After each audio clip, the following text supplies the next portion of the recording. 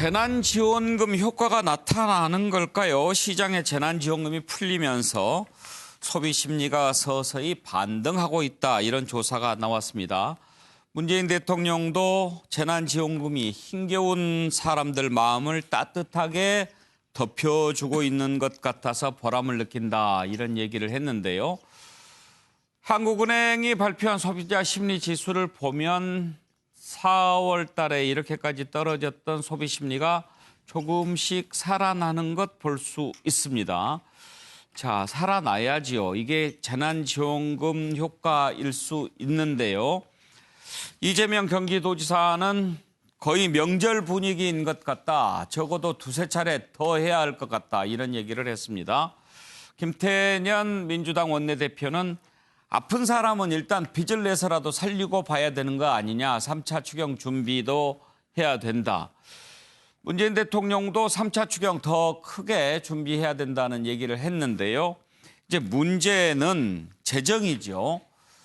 전시 재정을 편성한다는 각오로 재정 역량을 총동원해야 한다라고 문재인 대통령 강조했는데 지금 그렇지 않아도 나라 빚이 상당히 많은데 계속해서 그렇게 재정을 쓰면 감당할 수 있겠느냐 그런 우려가 또 야권에서는 나오고 있습니다. 이 문제 짚어볼 텐데요.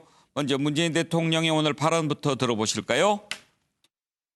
사상 최초로 정부가 국민에게 지원한 긴급 재난지원금이 국민들께 큰 위로와 응원이 되고 있어 매우 기쁩니다. 재난지원금이 모처럼 소고기 국거리를 사는 데 쓰였고 벼르다가 아내에게 안경을 사주었다는 보도를 보았습니다. 특히 한우와 삼겹살 매출이 급증했다고 합니다. 경제 위축으로 허리띠를 졸라매었던 국민들의 마음이 와닿아서 가슴이 뭉클하기도 합니다. 재난지원금이 힘겨운 사람들 마음을 따뜻하게 덮여주고 있는 것 같아서 보람을 느낍니다. 지금은 누구를 위한 재정이며 무엇을 향한 재정인가라는 질문이 더욱 절박한 시점입니다. 그야말로 경제 전시 상황입니다. 전시 재정을 편성한다는 각오로 정부의 재정 역량을 총동원해야 합니다. 불을 끌 때도 초기에 충분한 물을 부어야 빠른 진화로 더 큰 피해를 막을 수 있습니다. 최수영 평론가 재난지원금 받았습니까? 네, 받았습니다. 잘 쓰고 계십니까? 잘 썼습니다. 사실 저도 예, 저기 다 써버렸어요? 아닙니다. 반 썼는데 예. 딸아이 안경도 좀 사줬고 그다음에 큰아들은 좀 현금으로 달라고 해서 현금으로 일부 나눠주고 그리고 저희 아내에게는 제가 맛있는 밥을 한번 사줬습니다. 예, 아주 가장 필요한데 잘 쓰셨군요. 예, 그렇습니다. 아들은 왜 현금으로 달라고? 아들은 뭐 본인이 따로 쓰고 싶었던 모양입니다. 예, 그렇습니다. 예. 그래서 꼭 제 동네 가게 가서 쓰라고 그랬습니다. 예. 현근택 부위원장 지금 신청한 사람들이 아주 많죠? 네네. 기사를 보니까 95% 95%, 신청해서 예. 13조 정도가 지급됐다 보니까 대부분의 사람들이 한 거는 같습니다. 근데 저도 수치를 보면 이 정도 물론 이게 아마 6월 달에 좀 나타났으면 좋겠는데 지금 수치도 보면 아마 소비자 심리 지수가 77.6밖에 안 되는 거예요. 이게 한 6.8% 오르긴 했는데 100 정도가 평균 수준이거든요. 그러면 참 이게 정상적으로 올라가려면 물론 아마 5월 달, 6월 달에도 좀 효과 나타날 것 같습니다만 정말 만만치 않은 상황이다. 13조 정도 했는데 지금 6.8% 정도 인상됐다 그러면 앞으로 얼마 정도가 들어가야 이게 정상화가 될지 참 앞으로도 고민이 많겠습니다. 예. 분명히 마중물 효과는 있는 것 같습니다. 정말 당장에 생존이 힘들 정도로 어렵게 사는 분에게는 가뭄의 단비 같은 지원이 됐을 거고요. 또 그렇지 않은 분들도 이 재난지원금을 가지고 또 더 돈을 많이 쓰면서 이렇게 또 마중물 효과가 날 수도 있었을 텐데 장성철 소장도 재난지원금 요긴하게 쓰셨습니까? 네, 저는 100만 원 받아가지고요. 75만 원은 와이프랑 이제 가족들에게 나눠주고 제 거는 쓰고 있습니다. 지금 소비 심리가 좀 상승하고 있는 것 같다고 하는데 피부로 느낄 수 있을까요? 네, 음식점 가면은 많은 분들이 이렇게 식사를 많이 하고 계시더라고요. 그리고 전통시장도 한번 가봤는데 많아졌어요. 정말 예. 코로나 이전만큼 회복이 됐다라고 느껴집니다.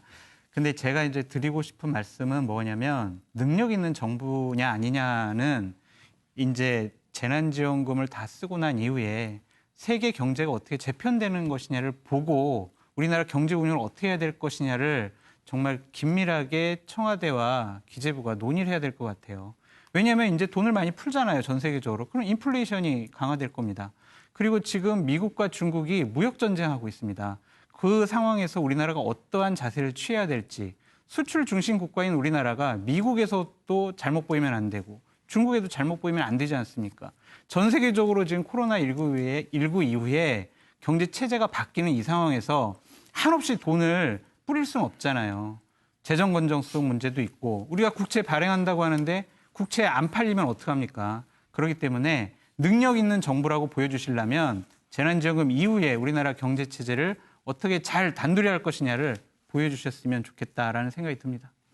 차정 교수는 효과를 어떻게 평가하십니까? 예, 긴급 재난지원금을 사실 우리보다 먼저 시행한 나라가 미국입니다. 예. 미국은 긴급 재난지원금이라 안 하고 영어로 스티뮬러스 패키지라고 그러죠. 그러니까 이게 자극을 준다는 예. 자극을 주는 패키지인데 결국 이 미국식 용어로 하면 진짜 자극 효과는 있는 거예요. 스티뮬러스 이펙트가 일어나고 있는 거예요. 예. 지금 앞서 대통령께서도 이야기했지만 이 상당히 이 서민들의 반응이 좀 뜨거운 것 같고요. 실제 경제 지표로도 그런 것들이 나타나는데 앞서 우리 장진수 소장이 우려하신 것처럼 결국은 서스테이너블, 결국 앞으로 이것이 지속 가능할 것이냐는 부분입니다. 일종의 사실 이 재난지원금과 관련해서 제일 전문가들이 우려했던 부분은 은발의 오줌 누기식으로 이것이 한 번의 상황으로 그치면서 오히려 상황이 더 악화될 수 있다. 예. 이러한 부분들 앞으로 지금 밀어닥치는 여러 가지 경제 후폭풍들을 어떤 식으로 효과적으로 막아내고 극복해 낼 것인가 그 후속 대책들이 지금 더 깊이 있게 논의돼야 될 것이 아닐까 하는 생각이 듭니다. 예.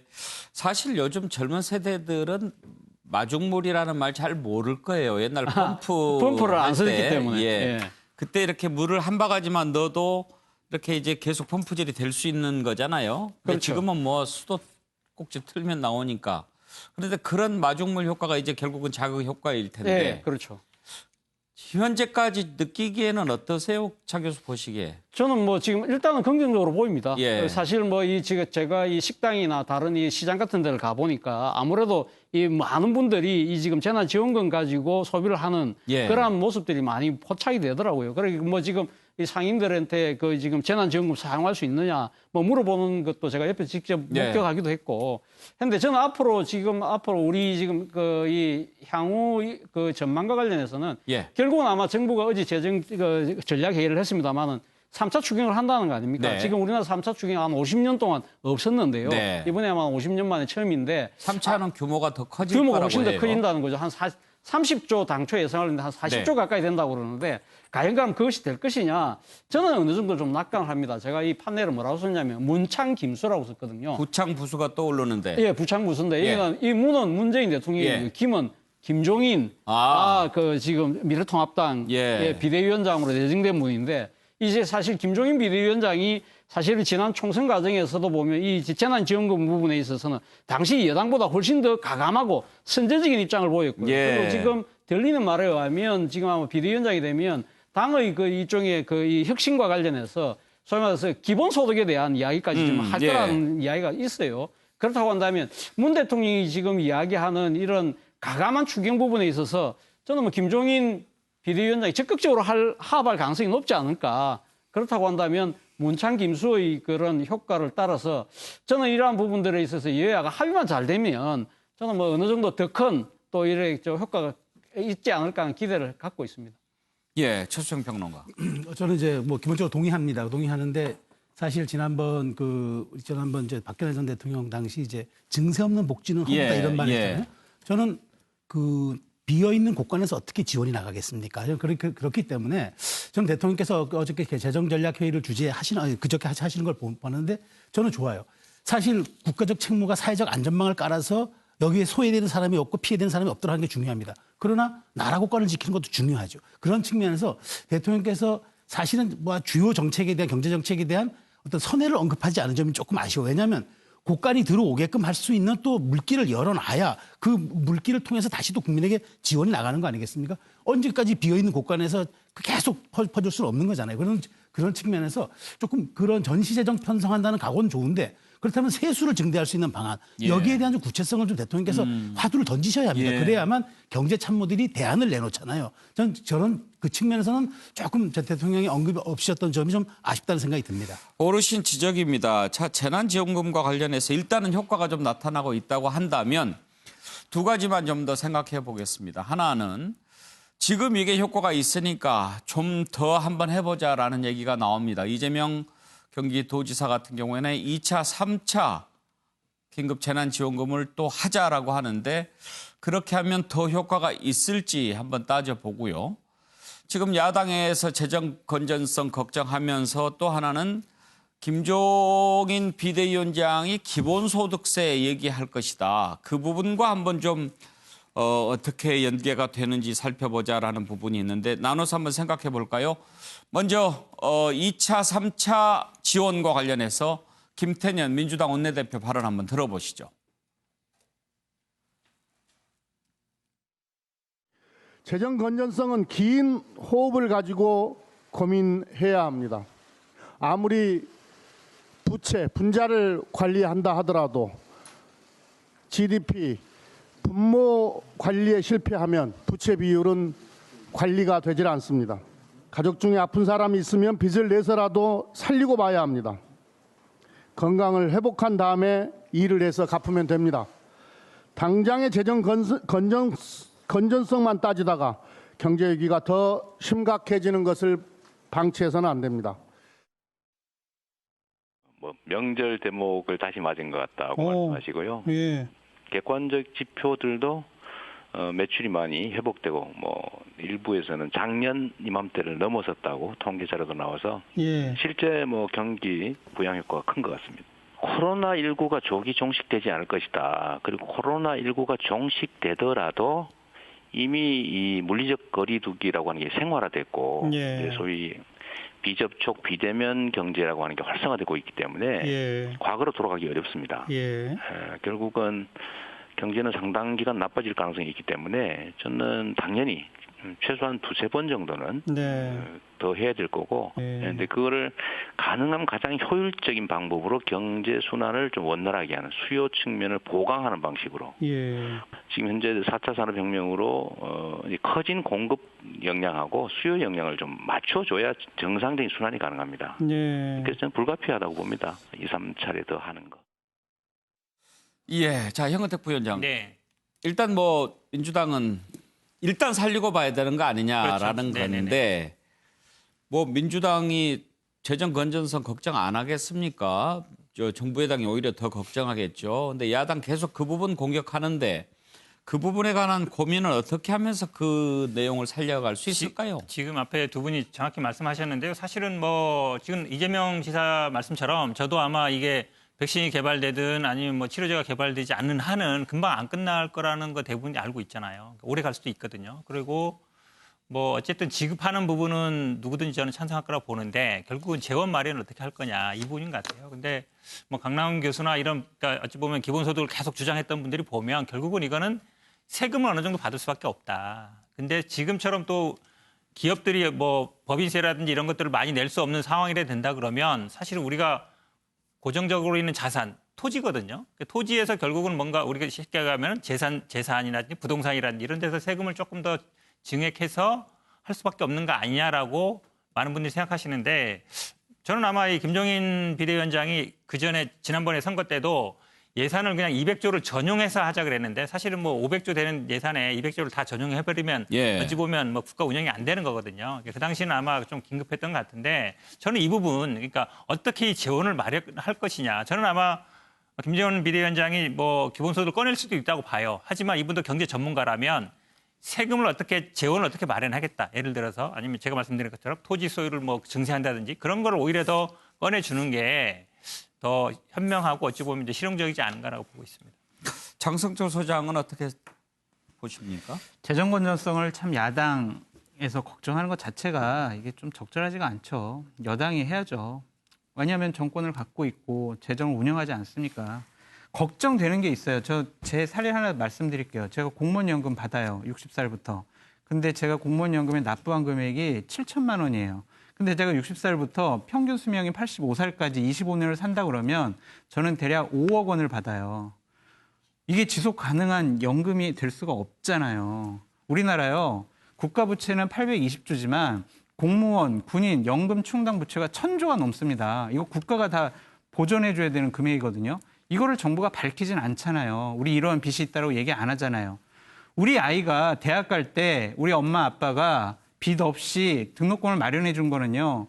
그동안 콩나물값도 아끼고 옷 사 입을 거 아끼고 그렇게 저축을 해가지고 빚 없이 애 등록금 마련하는 거죠. 그동안 야 그래 고등학생이니까 맛있는 것도 먹고 옷도 좋은 거 사 입고 이렇게 쓰다 보면 대학 들어갈 때 또 빚내야 되는 거 아닙니까?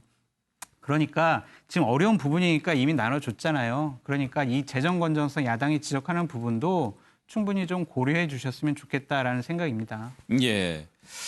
자, 지금 김종인 비대위원장 체제가 이제 출범하게 되면 이 부분에 관해서 어떤 입장을 내놓을지 주목이 되는데요. 일단 이준석 전 최고위원 같은 경우에 김종인 비대위원장이 아마 재난 기본소득 얘기를 할 것 같다 이런 얘기를 하더군요. 관련된 녹취를 한번 들어보실까요? 보통 이제 김종인 내정자를 생각하면은 경제 민주화 뭐 이런 걸 많이 떠올리잖아요. 이번에는 어떤 걸 들고 나올까요? 저는 기본소득제에 대한 언급이 잦아지는 걸 봐서 네. 기본소득제에 대한 어쨌든 선제적인 입장 표명이 있지 않을까 생각을 하게 됩니다. 재난기본소득 때문에 많은 분들이 좀 실질적인 관심을 갖게 되었는데 네. 이게 보수냐 진보냐에 따라서 다른 버전의 기본소득제가 나올 수 있습니다. 어떤 버전의 어떤 형태의 기본소득제 어떤 A와 B 타입이 붙는 상황, A와 A-가 붙는 상황을 만들지 않는 게 중요합니다. 지금은. 저 부분 어떻게 차지원 교수 보세요? 김종인 비대위원장이 기본소득 구상하고 있을까요? 저는 뭐 할 거라고 봅니다. 그러니까 뭐 본인이 그러니까 이 경제민주화라는 가치를 상당히 이 정치권에 이게 크게 또 하도록 만들었던 분이고, 그리고 지금 앞으로 지금 이 보수가 나아갈 길 중에 하나는 중도 외연으로의 확장이라고 한다면 그러한 부분들은 이 경제민주화라고 하는 자신의 정치적 트레이드 마크를 통해서 아마 하려고 할 생각이 높다. 그 구체적인 그 방법 중에 하나는 기본소득이 될 가능성이 좀 높다. 그래서 제가 앞서도 이야기했듯이 그러니까 문 대통령이 재정 확대에 대한 상당한 이 드라이브를 건다고 한다면 이 반대보다는 저는 적극적으로 야당의 나름대로 대안을 내면서 뭐 아마 야당의 목소리를 따로 내면서도 상당히 그 방향은 같지 않을까 생각을 해봅니다. 그래요. 최수정 평론가 사실 김종인 비대위원장 이제 아직은 뭐 아니지만 네. 위원장이라고 부르죠. 예, 뭐 예. 그전에도 했으니까. 전공이 경제잖아요. 예, 그렇죠. 적어도 경제 문제와 관련해서는 여당의 어떤 반대 막 이렇게 하는 것보다는 내가 더 잘 알아. 내가 이니셔티브를 쥐고 선제적으로 아젠다를 가지고 갈 거야. 이런 생각 가질 수 있어요. 충분히 가지죠. 왜냐하면 2012년 대선 때 경제민주화를 꺼내서 굉장한 사실은 국민적 호응을 얻지 않았습니까? 그래서 보수 정권이 어렵다고 했던 선거를 이겼다는 어떤 그 분석도 있는데 저는 기본소득제를 만일 야당 이제 미래통합당이 던지면 오히려 여당이 좀 고민할 것 같아요. 사실 지금 기본소득제 실시하는 나라가 2017년부터 핀란드 하나밖에 없잖아요. 그리고 여기는 재산소득에 상관없이 일정하게 다 줘야 되는데 우리 옛날 속담에도 외상이면 소도 잡아먹는다고 하는 그런 말이 있지 않습니까? 그래서 사실 오히려 재정을 관리해야 될 정부가 좀 고민스러울 수도 있어요. 그런 점에서 어쨌든 저는 지금 이 문제에 대해서도 그 오세훈 전 서울시장은 굉장히 동조를 하고 있더라고요. 그래서 저는 굉장히 야당이 꺼낼 수 있을 거라고 보고 또 김종인 대표가 자신의 어떤 그런 정치적 어떤 그 메시지 혹은 상품으로서의 효과도 기대하는 것 같은데 저는 이 문제가 21대 국회 초반에 뜨거운 아마 화두가 될 것이다 전망하는데 기본적으로 여당이 여기에서 좀 이걸 어떻게 처리해야 될 것이냐 뜨거운 감자가 될 것입니다. 왜냐하면 이게 앞으로 어마어마한 이거는 추경과는 또 다른 문제거든요. 그렇기 때문에 이 문제에 대해서는 아마 국회에서 진지한 좀 토론이 있지 않을까 저는 예상합니다. 장성춘 소장, 문재인 대통령이 여야 원내대표 언제 만나죠? 내일입니다. 내일 만나죠. 네. 내일 만나면 이 부분 모레잖아요. 28일. 모레입니다. 20일. 예, 모레. 네. 모레 만나면 아마 3차 추경이라든지 또 경제 관련해서 좀 얘기 충분히 나누겠죠. 그 부분을 가장 중점 들여서 말씀하실 겁니다. 전시 상황이라고 말씀하셨잖아요. 그렇기 때문에 대략 30조에 달하는 이 3차 추경에 대해서 빨리 여야가 협조를 통해서 처리를 해달라고 부탁을 하실 것 같고요. 그러한 부분을 빨리 처리를 해줘야 이 문재인 정권과 민주당이 지금 생각하고 있는 경제 살리기에 많은 도움이 될 거다라고 생각이 들어요. 야당도 지적할 건 지적해야 되지만 총선 민심이 나타나지 않습니까? 그러니까 협조할 것은 협조해야 된다라는 말씀을 드립니다. 네.